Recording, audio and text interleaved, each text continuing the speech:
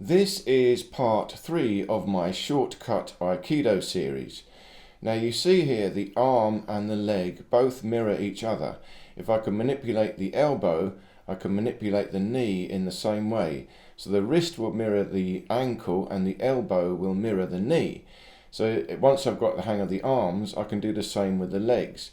So you see here, imagine I've caught a kick. So now if I manipulate the ankle, essentially I've got to flex the ankle and twist the ankle. If I go to the right, it's going to twist him to the right, he's going to go over that way. If I twist him to the left, he's going to fall to the left. From the ankle, the leverage in the ankle. Now if I push the toes forward, then he'll go down. If I pull the toes back, he's going to go up. So I lift him up by flexing at the ankle.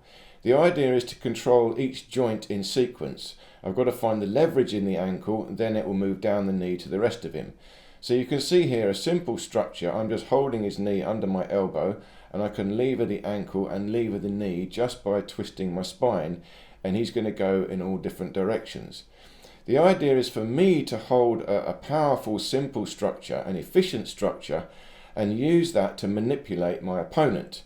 So for me, it's got to be easy. So now he's doing it to me. He's got to have the easy structure. Just sitting down into a chair, leaning slightly back, shoulders up and back. He's leveraging at my ankle, but it should be easy. He's just sinking down into his own body weight and using leverage against my joints. So now if he twisted aside, I'll go that way. You see, so he's using more power but less effort simply through the structure of his body, and he's applying leverage down to my structure. So if he twists that way, of course, you see it's quite dramatic. I have to go that way. You look again, here's the structure, ever so simple. Arms crossed, shoulders up and back a bit, rib cage up, arching slightly back but belly pulled in, and then I'm just twisting side to side. I'll leave links below to my video on the rear naked choke because it's exactly the same structure. And you can see it works on the leg, but it's the same on the arm. The elbow and the knee are the same thing. So you can use the same structure by leveraging my wrist and my elbow and use that to make me move. Now, of course, in reality, we're always moving about. So we have to practice slowly and carefully and try and find these different structures. Also here, you can tap the elbow. So if I attack straight at the joint, you start to bend it. And it's the same here. If I kick the knee, I will start to collapse his structure. But I've got to kick exactly into the joint. It's got to be quite precise. I've got to not just kick the leg, but kick right into the joint where it bends. So if I can get the exact right position, then it starts to destroy his structure and he starts to go down.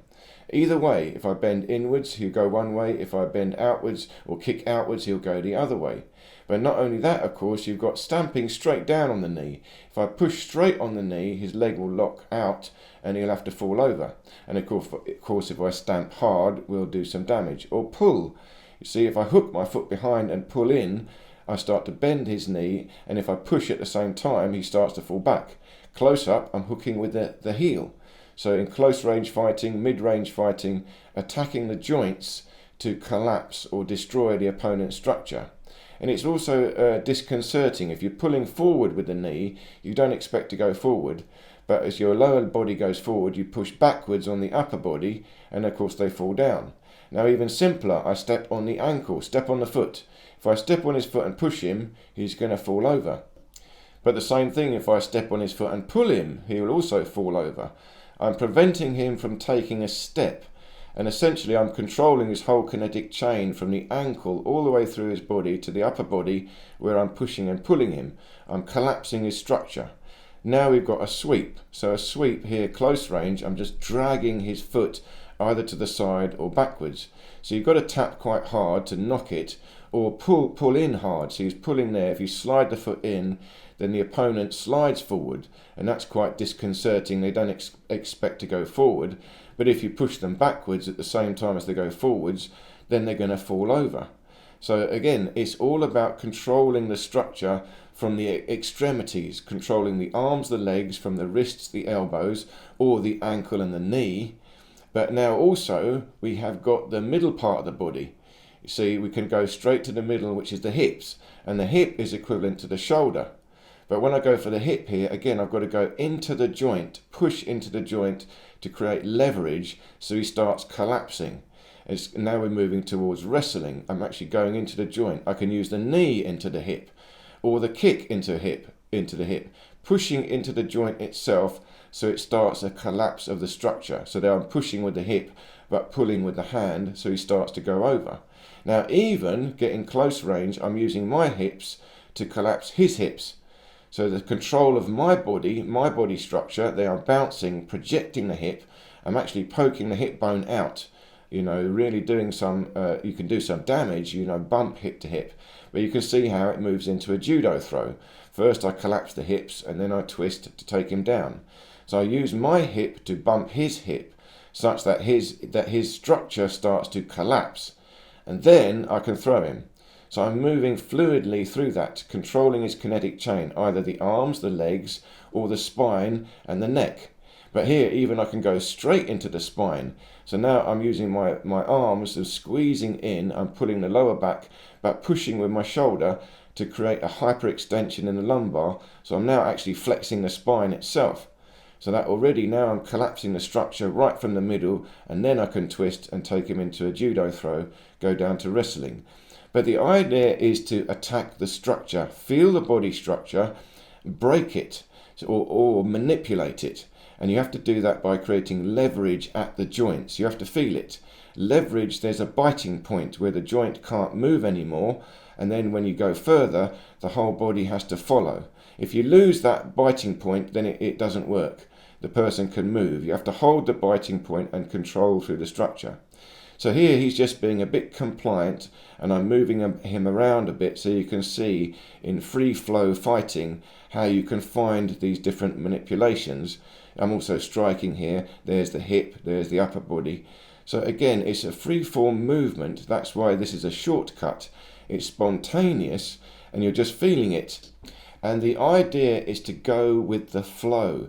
There's a wave that happens. You're feeling a flow through the joints, through the kinetic chain. And when your opponent is coming at you, you are feeling the flow that they are doing and going with it. So you have to find these joint manipulations according to the flow that is presented to you. That's the most efficient. So according to how they're moving their arms and their body, you can go with it, just take it a bit further and then take control of that kinetic chain. So here he's locked me into a good one, but then I go with it and slip out. So the idea is you always go with it. When they're applying it to you, I find the flow and slip out. So you can see here, to stop me, he's trying to lock my elbow, I have to slip out, bend it, and then create leverage, and I come out, and then try and move into my counter-attack. It's always a fluid movement, a flow. Now he's twisting me this way, but now I can use it to my advantage. As he twists me that way, I take control of his elbow. So I'm going with the flow he's applying to me, and then going further. Here I'm twisting my wrist to resist. So he's trying to bend my elbow, but I flick out, and then I continue to take control of him. So the idea is a fluid movement. You're feeling the kinetic chain in your body, and then trying to feel the kinetic chain in your opponent's body. But also very careful, very slowly. Slowly and carefully, then it's safe. So thank you so much for watching. I hope it made sense. Please do leave any questions or comments, and I look forward to seeing you in any of these other videos here.